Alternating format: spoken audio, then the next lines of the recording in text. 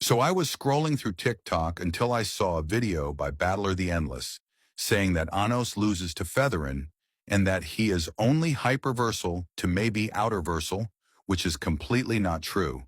So today I'm going to prove why Anos breaks Featherin in her entire verse. So let's start with Featherin in her cosmology. We start with the human domain. The starting point for most characters, this is a domain where people are tossed around by fate, living lives within their own reality. Witch domain, a higher and more expansive domain where witches exist. They can manipulate and play with fate, but they still have restrictions and are bound by the rules of their own games. Creator's domain, the highest and most supreme domain, home to the creator. This realm is infinitely beyond the witch domain and exists outside of all restrictions and limitations. Fragments, also called kakara, fragments are the pieces of a universe, like possibilities, tales, or entire worlds. Beatrice's cat box, for example, contains an infinite number of fragments game board. Each domain or layer is referred to as a game board from the perspective of a higher layer.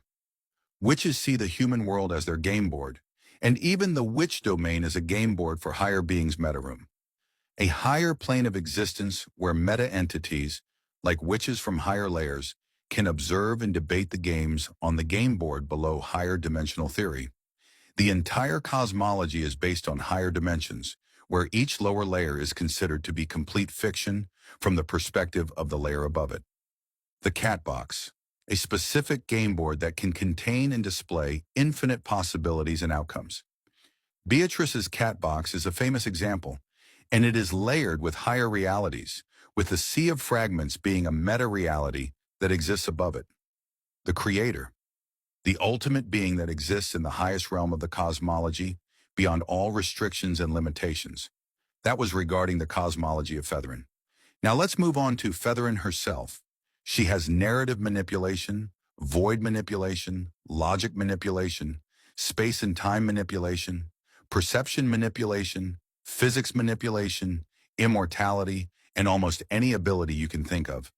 Based on her abilities and the series, she can be placed across infinite layers up to high 1A, even 1S if you really push her there.